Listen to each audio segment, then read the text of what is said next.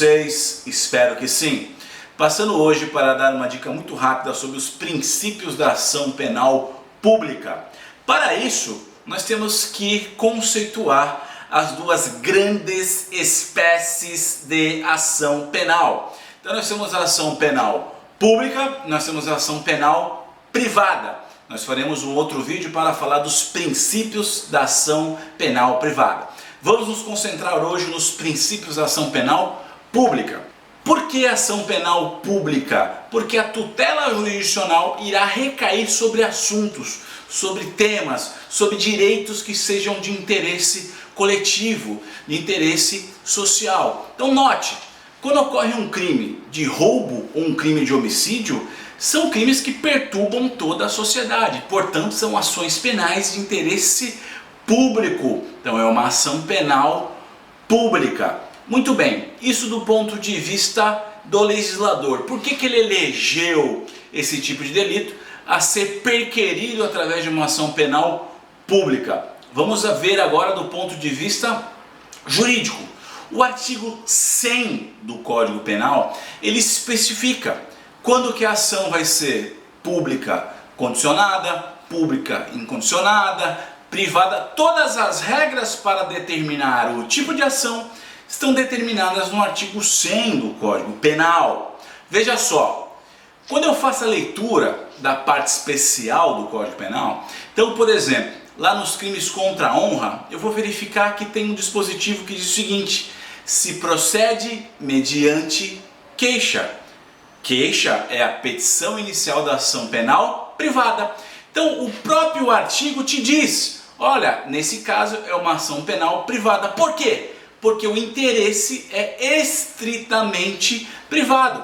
Se um fulano vai lá no Instagram, numa rede social qualquer, e profere um xingamento, esse xingamento direcionado a uma determinada pessoa é de interesse social? Não, é de interesse privado. O interesse apenas daquela pessoa.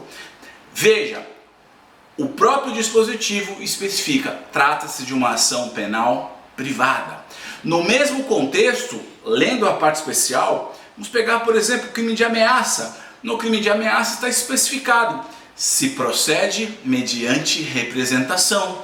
Então nós já sabemos que é uma ação penal pública condicionada à representação. Representação de quem? Da vítima. Então a representação funcionará como uma condição de procedibilidade para que o titular da ação penal pública, que é o Ministério Público, consoante artigo 129 da Constituição Federal, que especifica que o Ministério Público é o titular privativo da ação penal pública, poderá então propor a denúncia.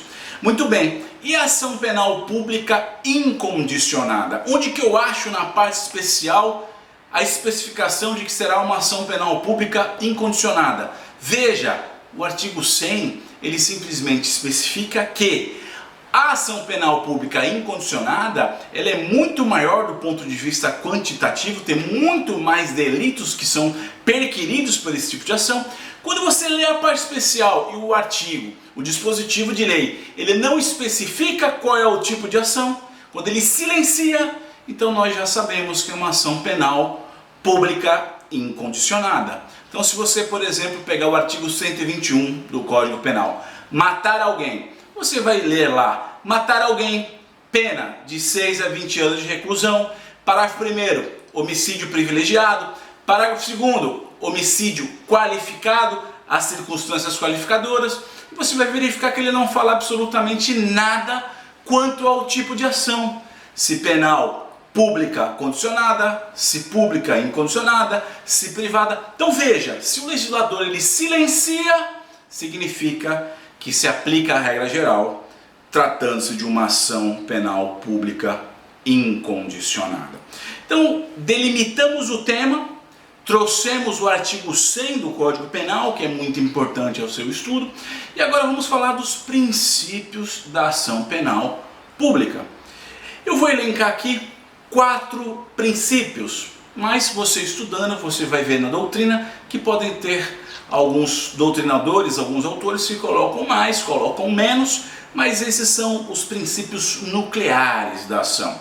Então o primeiro princípio que eu vou elencar aqui é o princípio da obrigatoriedade. O que significa o princípio da obrigatoriedade? Sempre que o titular privativo da ação penal pública, que é o Ministério Público, por força do artigo 129, inciso 1º da Constituição Federal, verificar que existem as condições da ação, ou seja, temos ali prova de materialidade e indícios suficientes de autoria, o Ministério Público está obrigado, ele não pode de forma nenhuma declinar de fazer a interposição dessa ação penal mediante a apresentação de uma queixa. Então temos aí o princípio da obrigatoriedade da persecutio criminis, atendida as condições da ação, atendida a prova de materialidade e os indícios de autoria. Aí você vai me perguntar, mas o Ministério Público sempre está obrigado a propor a ação penal pública? Sim, desde que exista a prova de materialidade e indícios de autoria. Agora, se nós temos um inquérito policial e esse inquérito policial ele é inconclusivo, o Ministério Público não vai propor uma ação natimorta.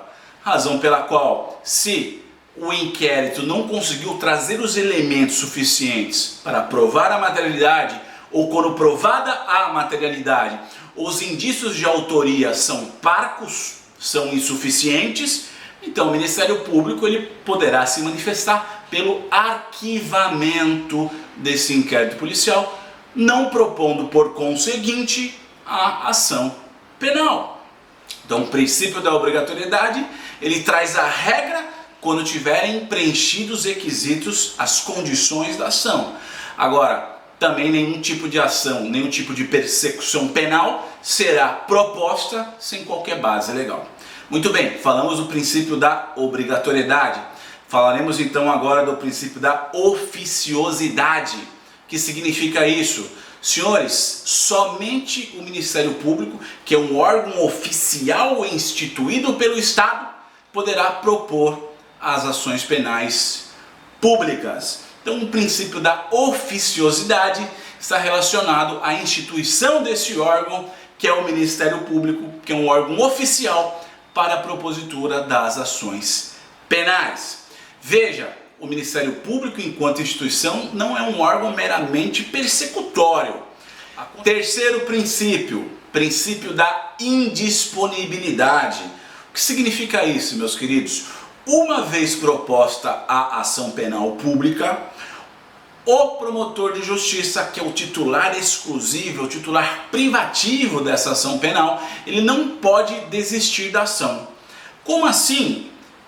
Ele não pode desistir? Ele então vai praticar alguma injustiça? Não. Veja bem, do ponto de vista jurídico, uma vez proposta essa ação, ela terá que ser levada até o seu termo final. Ou seja, ele vai propor a denúncia, vai ter audiência, vai ter instrução e vai ter uma sentença.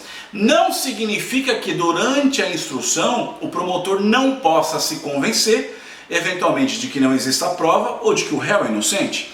Se ele se convencer de que não existe prova ou de que o réu é inocente durante o curso da ação, quando chegar em alegações finais, que é a sua última fala antes da sentença, o Ministério Público pode se manifestar pela absolvição do réu. E o juiz também não está vinculado a absolver ou condenar o réu porque o MP pediu. O juiz tem autonomia para decidir como queira. Mas veja, a questão aqui é a indisponibilidade. Significa dizer o seguinte: uma vez proposta, a ação tem que ir até o final. O MP não pode desistir dessa ação, em que pese possa pedir a absolvição. O mesmo também para a fase recursal. Uma vez proposto um recurso pelo órgão acusatório, ele deve levar esse recurso até o final, em que pese ele não necessariamente tenha que postular a condenação. Mas ele não pode desistir do recurso. Uma vez proposto, esse recurso deverá ter seu termo, deverá ser julgado. Novamente, o tribunal não fica vinculado ao pedido condenatório ou absolutório. E por último, o princípio da intranscendência. O que significa o princípio da intranscendência? A ação penal ela não poderá passar da pessoa do réu.